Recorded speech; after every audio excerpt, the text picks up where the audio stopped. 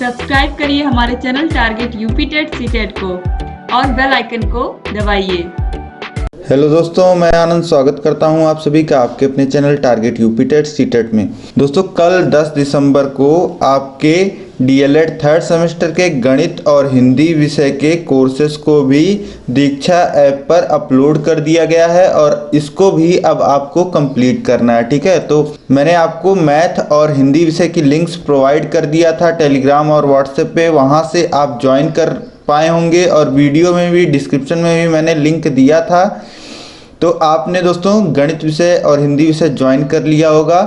Math के course को join कर लोगे तब आप देखोगे उसमें 45 मॉड्यूल दिए हुए हैं। अब 45 मॉड्यूल में जब आप पहला मॉड्यूल खोलेंगे तो पहले मॉड्यूल में आप देख पाएंगे कि आपको कुछ कंटेंट दिया रहेगा, असाइनमेंट करने को दिया रहेगा और लास्ट में मैथ इवैल्यूएशन करके लिखा होगा एकदम अंत में पहले मॉड्यूल में। ठीक है, तो यही आपके ऑब्जेक्टिव असाइनमेंट्स हैं जो आपको करने हैं और ये असाइनमेंट्स आपको कहीं लिखना नहीं है, ये बस आपको ऐसे मोबाइल में कर लेने हैं। यह ऑब्जेक्टिव क्वेश्चंस हैं, आपको बस इनके आंसर दे करके सबमिट कर देना है। ठीक है, और कुछ नहीं करना है। तो यह आप बहुत ही आसानी से कर सकते हो। तो इसीलिए मैं आपको सभी उत्तर यहाँ पे बता देता हूँ किस प्रकार से किस प्रश्न का कौन सा उत्तर सही है, ताकि आप आसानी से कर पाओ। ठीक है, तो सभी 45 मॉड्यूल मैं आपको कराऊंगा, सभी के आंसर्स आपको यहाँ पे मिल जाएंगे। ठीक है, तो आपको ज़्यादा भटकना ना पड़े, इसलिए सबसे पहले तो मैं एक प्लेलिस्ट बना देता हूँ दीक्षा ऐप के गणित विषय का। ठीक है, तो उसमें आपको ये जितने भी ऑब्जेक्टिव्स इवैल्यूएशन की जितनी भी वीडियोस हैं सभी आपको मिल जाएंगी। जितना भी ये ऑब्जेक्टिव असाइनमेंट का वीडियो है सब आपको उसी प्लेलिस्ट में देखने को मिल जाएगा। ठीक है, हम लोग क्वेश्चंस स्टार्ट करते हैं। अगर अभी तक यहाँ तक कोई दिक्कत आ रही है दोस्तों तो आप मुझे कमेंट करके अपनी प्रॉब्लम ज़रूर बताइएगा और मैं एक डेडिकेटेड वीडियो बना दूंगा जिसमें सभी प्रॉब्लम्स आप लोग की मैं सॉल्व कर दूंगा। ठीक है, तो अब हम लोग आगे बढ़ते हैं। मैथ का जो पहला ऑब्जेक्टिव असाइनमेंट्स है पहले मॉड्यूल में एकदम लास्ट में आप देखिएगा, यह आपको मिल जाएगा और यह आपको करके ऐसे ही सबमिट कर देना है। चलिए हम लोग स्टार्ट करते हैं। देखिए पहला प्रश्न है इसमें, निम्नलिखित वाक्यों में से कौन सा वाक्य गलत है। तो यहाँ पे 4 वाक्य हमको दिए गए हैं, इन 4 वाक्यों में से कौन सा वाक्य गलत है यह हमें बताना है। ठीक है, तो आप यहाँ पे देखिए पहला वाक्य है, अनुपात को भिन्न रूप में परिवर्तित किया जा सकता है। तो दोस्तों यहाँ पे हमें गलत वाक्य चुनना है। तो यहाँ पे अनुपात को भिन्न के रूप में परिवर्तित किया जा सकता है, यह बिल्कुल सही वाक्य लिखा है कि कोई भी अनुपात अगर जैसे 2:3 दिया है तो इसे आप 2/3 भिन्न के रूप में लिख सकते हैं। ठीक है, तो ये तो पहला आपका बिल्कुल सही वाक्य है। दूसरा देखिए, अनुपात की कोई इकाई नहीं होती है, तो यह भी वाक्य बिल्कुल सही है, अनुपात की कोई इकाई नहीं होती है। तीसरा वाक्य है, भिन्न को अनुपात में परिवर्तित किया जा सकता है। तो दोस्तों भिन्न, जैसे हम अनुपात को भिन्न में परिवर्तित कर सकते हैं वैसे ही भिन्न को अनुपात में परिवर्तित कर सकते हैं, यह भी वाक्य बिल्कुल सही है। और चौथा वाक्य यहाँ पे आप देखिए, चौथा वाक्य है, किसी अनुपात में किसी राशि से दोनों पदों में गुणा करने पर अनुपात का मान बदल जाता है। तो यह वाक्य बिल्कुल गलत दिया गया है दोस्तों। किसी अनुपात में किसी एक राशि से अगर आप दोनों पदों में गुणा करते हो तो उस अनुपात का मान नहीं बदलता है। ठीक है, तो यह वाक्य गलत दिया गया है।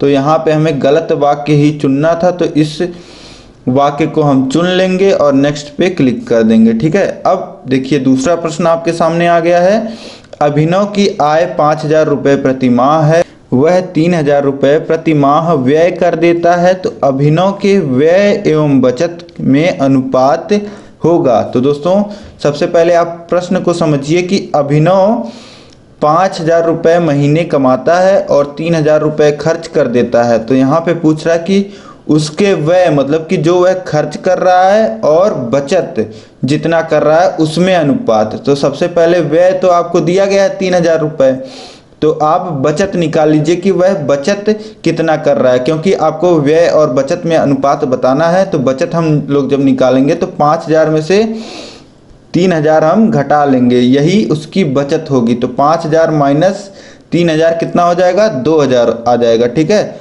और देखिए व्यय 3000 दिया गया है और हमने बचत निकाल लिया है 2000, तो 3000 बटे 2000 करेंगे तो कितना आ जाएगा, 3 शून्य 3 शून्य ऊपर नीचे कट जाएगा और बच जाएगा 3/2, जिसे हम लिख सकते हैं 3:2।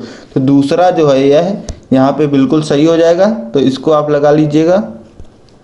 अब इसके बाद देखिए 5:7 का व्यतिक्रम अनुपात है, मतलब 5:7 का उल्टा अनुपात कौन सा होगा, तो आप पलट दीजिए 7:5 इसका व्यतिक्रम अनुपात हो जाएगा, ठीक है दोस्तों।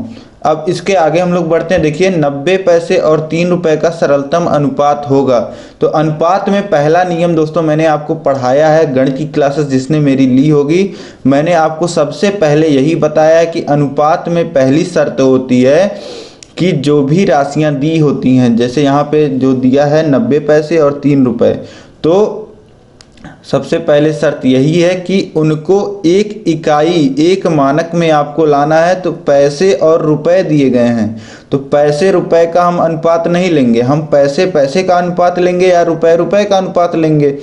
तो आप पहले जो 3 रुपए दिया गया है इसको पैसे में बना लीजिए, ठीक है। तो 3 रुपए को पैसे में बनाएंगे तो कितना आ जाएगा, 300 पैसे आ जाएगा, 100 से गुणा कर देंगे तो 90/300 हो जाएगा, ठीक है। 90/300 हो जाएगा और इसे सॉल्व करेंगे तो 0 से 0 कट जाएगा और 3 से ऊपर नीचे काट देंगे तो नीचे 10 और ऊपर 3, तो ऊपर 3 बच रहा है और नीचे 10 बच रहा है, तो अनुपात कितना हो जाएगा, 3:10 का, ठीक है। तो यहाँ पे जो पहला ऑप्शन है दोस्तों वह बिल्कुल सही हो जाएगा। अब इसके बाद देखिए अगला प्रश्न है, किसी अनुपात के दोनों पदों में एक ही संख्या से गुणा करने पर या भाग करने पर अनुपात। ये मैंने आपको पहले ही प्रश्न में बताया, ऑप्शंस में दिया गया था कि किसी भी अनुपात में दोनों पदों में एक ही संख्या से आप गुणा करिए या भाग करिए, उसके मान में कोई भी परिवर्तन नहीं आता है, मतलब कि अनुपात में कोई भी परिवर्तन नहीं आता है। तो दूसरा ऑप्शन जो है यहाँ पे अपरिवर्तित रहता है, यह बिल्कुल सही हो जाएगा, ठीक है।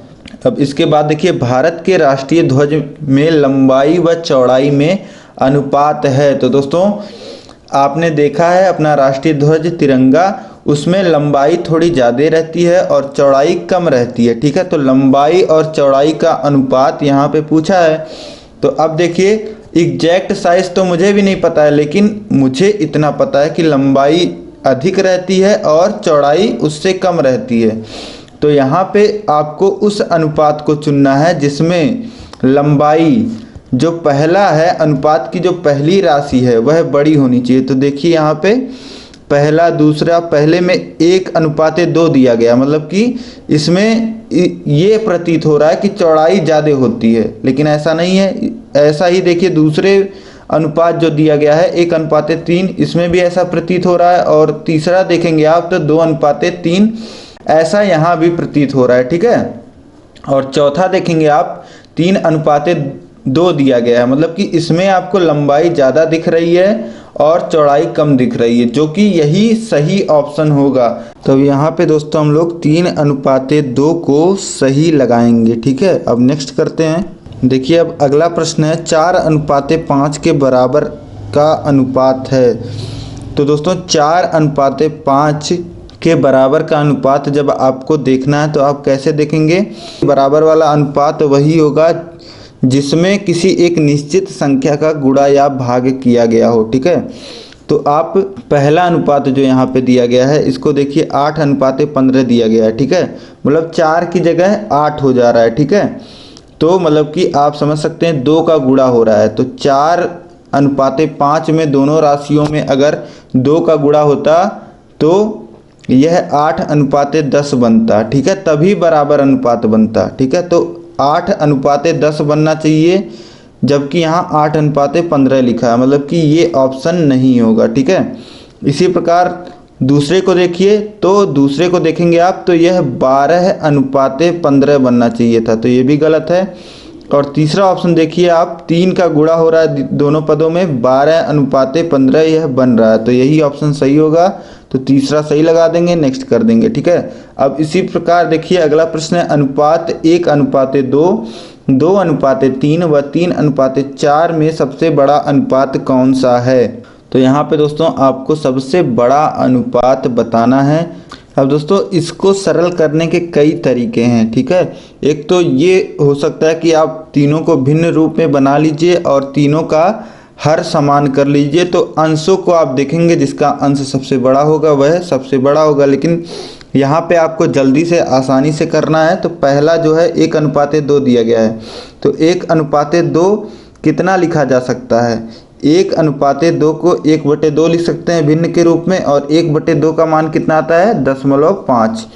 इसी प्रकार से 2/3 लिखा गया है, 2:3 है, इसको 2/3 हम लोग लिख सकते हैं, और इसका मान कितना आता है 0.66 इसका मान आएगा, ठीक है। और इसी प्रकार 3:4 दिया गया है, तो 4 से 3 में भाग देंगे तो यह आएगा 0.75, ठीक है। तो ये 0.75 सबसे बड़ा है, तो इसीलिए अनुपात जो है 3:4 यह सबसे बड़ा होगा, तो ये सही ऑप्शन हो जाएगा। इस प्रकार देखिए 2:5 का भिन्न रूप में होगा, तो 2:5 को हम भिन्न रूप में कितना लिख सकते हैं 2/5, तो पहला सही हो जाएगा। इसके बाद देखिए 15:24 का सरलतम अनुपात होगा। तो दोस्तों किसी भी अनुपात को सरल करने के लिए हम लोग क्या करते हैं, जिस भी संख्या से वह कटता है उससे ऊपर नीचे हम काट देते हैं।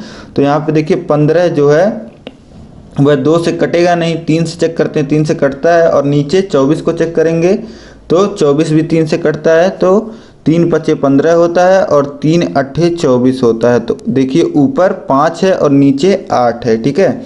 अब दोनों देखेंगे आप तो ऊपर नीचे नहीं कट रहे हैं, तो यह सरलतम रूप हो जाएगा, ठीक है। तो 5/8 यानी कि 5:8 सरलतम रूप होगा, तो दूसरा ऑप्शन यहाँ पे सही हो जाएगा। इसके बाद देखिए 6 का 7 से अनुपात होगा, तो 6 से 7 का अनुपात लेना है, तो 6:7 सीधे आ जाएगा, 6:7, और कुछ इसमें होगा नहीं। अब इसके बाद देखिए यहाँ पे हमने टोटल क्वेश्चंस 11 दिए गए थे, 11 क्वेश्चन हमने कर लिया, और क्वेश्चंस स्किप्ड मतलब हमने कोई क्वेश्चन छोड़ा नहीं है, ठीक है। तो अब हम लोग सबमिट कर लेते हैं। यही दोस्तों यहीं पे आपको समझना है कि आप क्वेश्चंस को सबमिट कर दे रहे हैं, ठीक है, यह सीधे आपके उत्तर SCERT तक पहुंच जा रहे हैं, ठीक है।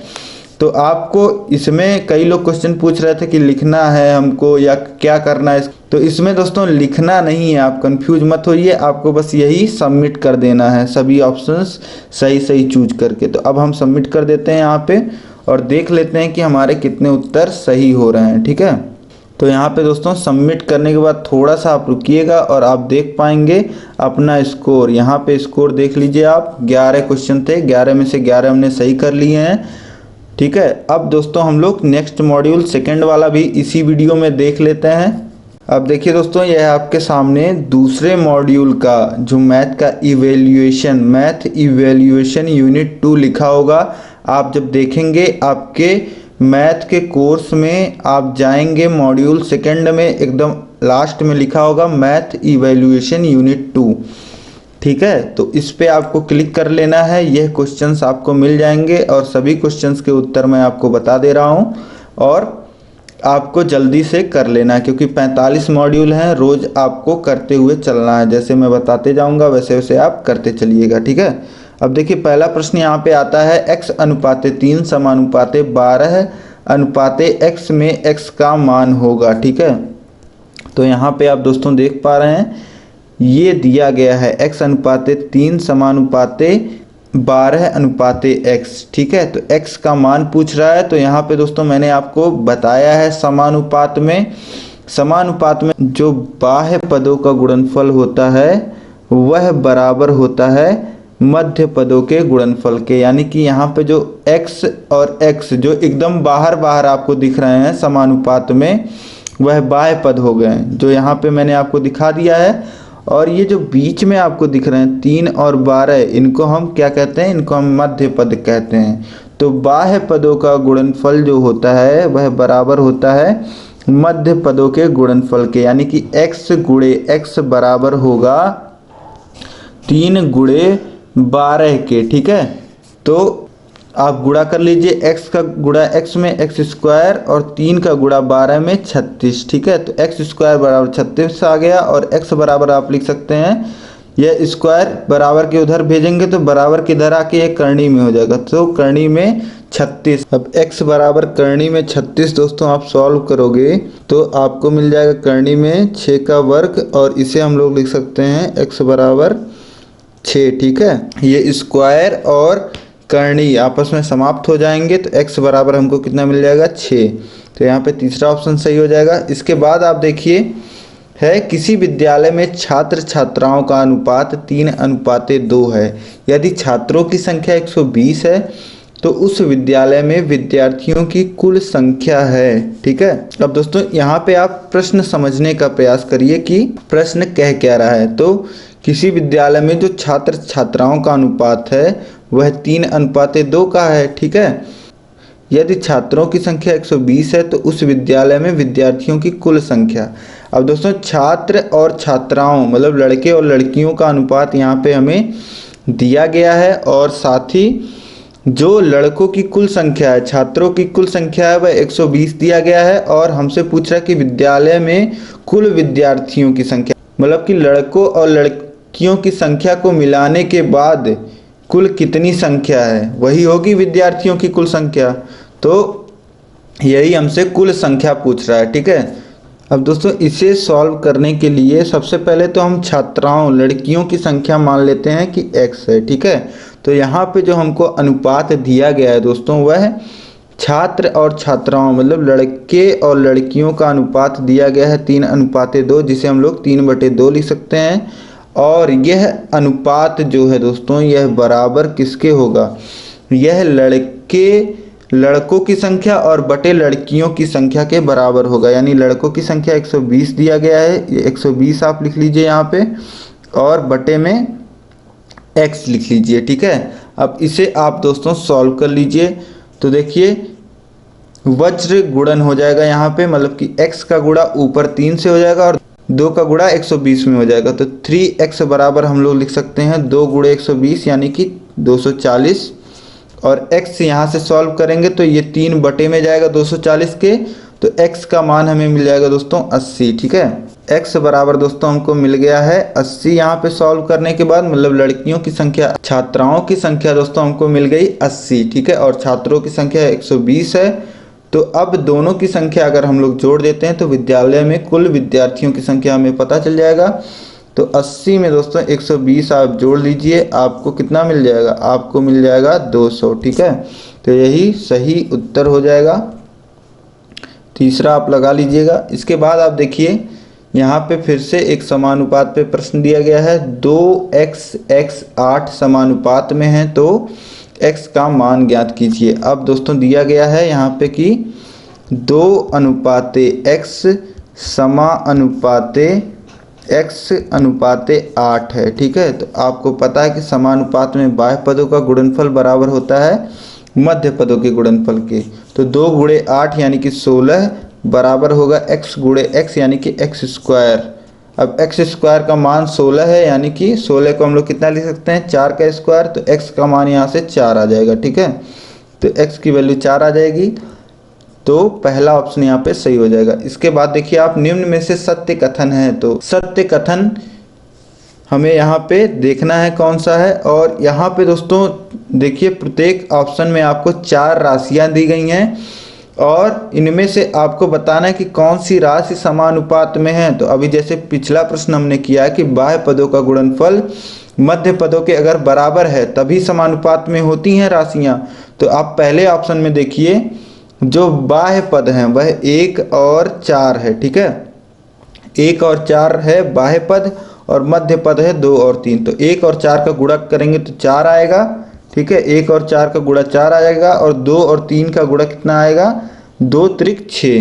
तो यहाँ पे ये दोनों आपस में बराबर नहीं है, ठीक है। तो इसलिए पहला ऑप्शन गलत है, समानुपात में नहीं है। इसी प्रकार दूसरे को चेक करेंगे तो बाह्य पदों का गुणा देखिए 2 गुणे 8 16 आ रहा है और मध्य पदों का गुणा 4 गुणे 6 यानी कि 24 आ रहा है, ठीक है। तो ये भी ऑप्शन गलत होगा। इसी प्रकार आप देखिए तीसरे को, तो 10 का गुणा 40 में करेंगे तो 400 और 20 का गुणा 30 में करेंगे तो 600। ठीक है, तो ये भी दोनों समान नहीं है। और चौथा ऑप्शन हम देख लेते हैं, 5 का गुणा 40 में करेंगे तो ये आ जाएगा 200 और 10 का गुणा 20 में करेंगे तो ये आ जाएगा 200। ठीक है, तो यहाँ पे ये जो चौथा ऑप्शन है इसमें बाह्य पदों का गुणनफल बराबर मिल रहा है हमको मध्य पदों के गुणनफल के। तो हम कह सकते हैं 5, 10, 20 और 40 समानुपात में हैं, तो इसलिए चौथा ऑप्शन यहाँ पे बिल्कुल सही हो जाएगा। इसके बाद आप देखिए फिर से इसी प्रकार का प्रश्न 15:18 समानुपात 45 x में x का मान होगा। तो फिर से वही आपको करना है, बाह्य पदों का गुणा यानी कि 15 गुणे x। अब 15 गुणे x बराबर किसके हो जाएगा दोस्तों? 15 गुणे x बराबर हो जाएगा मध्य पद 18 गुणे 45 के। ठीक है, ये हो गया। और x बराबर आप लिख सकते हैं 18 गुणे 45 बटे 15। अब 15 से 45 को काट दीजिए तो 15 3 45 और 18 का गुणा हो जाएगा 3 में, 18 और 3 ऊपर अंश में बचे हैं तो 18 त्रिक 54 होता है। तो x का मान कितना आ जाएगा दोस्तों? x का मान 54 आ जाएगा। ठीक है, तो यही x का मान हमको बताना है, तो तीसरे ऑप्शन में 54 दिया गया है, यह बिल्कुल सही हो जाएगा। इसके बाद देखिए अब अगला प्रश्न है दोस्तों, कल्पना ने 20 में 4 कलम खरीदे और अनुराधा ने 80 में 16 कलम खरीदे, किसके कलम सस्ते हैं? अब यहाँ पे प्रश्न में दोस्तों आपसे कहना चाह रहा है कि कल्पना ने 20 रुपए में 4 कलम खरीदे हैं और अनुराधा ने 80 रुपए में 16 कलम खरीदे हैं, तो किसके कलम सस्ते हैं यह आपसे पूछ रहा है। ऑप्शंस दिए गए हैं। तो सबसे पहले हम लोग देख लेते हैं कि कल्पना को एक कलम कितने रुपए की पड़ी है और अनुराधा को एक कलम कितने रुपए की पड़ी है, तभी हम कंपेयर कर पाएंगे।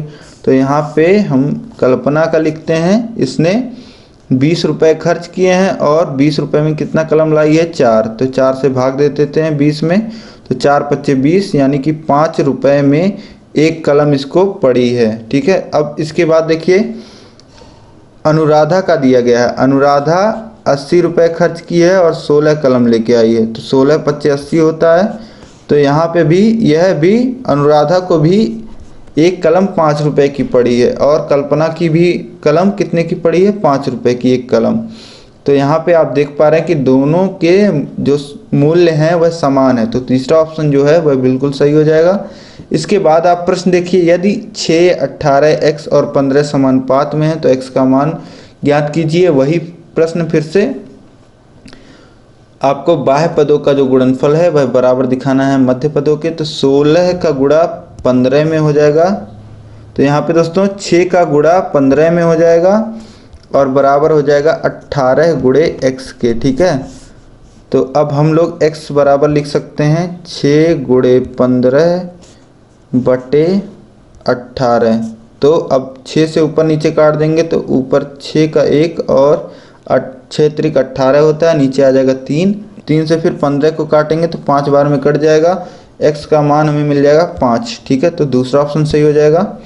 अब इसके बाद देखिए प्रश्न है 2, 3, 4, 5 समानुपात में नहीं है क्योंकि। तो दोस्तों 2, 3, 4 और 5 4 राशियां दी गई हैं, यह समानुपात में नहीं है क्योंकि पूछ रहा है कि यह क्यों समानुपात में नहीं है। तो दोस्तों समानुपात में दोस्तों जब भी हमें 4 राशियों को चेक करना होता है कि समानुपात में है कि नहीं है, तो हम क्या चेक करते हैं? हम देखते हैं कि बाह्य पदों का जो गुणनफल है वह मध्य पदों के बराबर है कि नहीं है। तो यहाँ पे आप देखेंगे कि बाह्य पद 2 और 5 यानी कि 2 गुणे 5 10 और 3 और 4 जो है मध्य पद हैं, तो 3 चौक 12, तो 10 और 12 आ रहा है गुणनफल जो आपस में बराबर नहीं है। तो यहाँ पे जो तीसरा ऑप्शन दिया गया है बाह्य पदों का गुणनफल बराबर मध्य पदों के गुणनफल के नहीं है, यह जो ऑप्शन है नहीं है यह सही होगा। ठीक है, तो तीसरा लगा के आप नेक्स्ट कर दीजिएगा। इसके बाद देखिए यदि 4 शून्येतर संख्याएं मतलब शून्य से अलग 4 संख्याएं a b c d हों तो इनके समानुपात होने का प्रतिबंध है। यह 4 संख्याएं समानुपात में कब होती हैं? जब बाह्य पदों का गुणनफल मध्य पदों के गुणनफल के बराबर होता है, यानी कि a इंटू डी बराबर होता है बी इंटू सी के। तो अब यही ऑप्शन में आपसे पूछ रहा है कि कौन सा ऑप्शन सही होगा। यहाँ पे कौन सा प्रतिबंध है जो समानुपात पे लागू होता है, तो दूसरा ए इंटू डी बाह्य पदों का गुणनफल बराबर बी इंटू सी मध्य पदों के गुणनफल के बराबर होता है। ठीक, अब नेक्स्ट क्वेश्चन है, यदि 5:6 समानुपाते x अनुपाते 18 हो तो x का मान होगा। फिर से वही आपको करना है कि बाह्य पदों का गुणनफल बराबर मध्य पदों के गुणनफल के दिखा देना है। तो 5 गुणे 18 ये दोनों बाह्य पदों का गुणनफल हो गया, और मध्य पद कितने हैं, 6 है और x है, 6 गुणे x के होगा। x बराबर लिखना चाहें तो 5 गुणे 18 बटे 6 लिख सकते हैं। 6 से 18 को काट दीजिए, 3 बार में कट जाएगा, 5 का गुणा 3 में हो जाएगा, आ जाएगा 15, यानी कि x का मान 15 होगा। तो पहला ऑप्शन यहाँ पे सही हो जाएगा। अब इसके बाद देखिए समानुपात x अनुपाते 2 समानुपाते 4 अनुपाते 8 में यहाँ पे पूछ रहा है कि बाह्य पद कौन सा है, मध्य पद कौन सा है। तो बाह्य पद दोस्तों मैंने आपको बताया है कि जो एकदम दूर दूर बाहर की तरफ होते हैं वो बाह्य पद होते हैं, और जो बीच में 2 पद बचते हैं वह मध्य पद होते हैं। तो यहाँ पे 1 और 8 जो है वह बाह्य पद है, 2 और 4 जो है वह मध्य पद है। तो आप देख लीजिए ऑप्शंस में 1 और 8 बाह्य पद इस ऑप्शन में दिया गया है। बाकी ऑप्शन आप देखेंगे तो सही नहीं लिखा है किसी भी ऑप्शन में। 1 और 2 को बाह्य पद लिखा है पहले ऑप्शन में, जो कि बिल्कुल गलत है। इसी प्रकार बाकी दोनों ऑप्शन में आप देखेंगे 4 और 8 को बाह्य पद लिखा है, यह गलत है, और 1 और 2 को मध्य पद लिखा है, यह भी गलत है। एक ऑप्शन केवल सही है, 1 व 8 बाह्य पद हैं। ठीक है, तो इसको सही लगा दीजिएगा, नेक्स्ट कर दीजिएगा। अब यहाँ पे आप देख पा रहे हैं कि हमने 11 क्वेश्चन दिए गए थे, 11 क्वेश्चन कर लिया है, एक भी क्वेश्चन छोड़ा नहीं है। अब हम लोग क्या करते हैं, सबमिट कर देते हैं। सबमिट करने के बाद दोस्तों आप देख पा रहे हैं कि 11 में से 11 क्वेश्चन हमारे सही हो चुके हैं, और 2 मॉड्यूल इस प्रकार दोस्तों हमने इस वीडियो में कंप्लीट कर लिए हैं।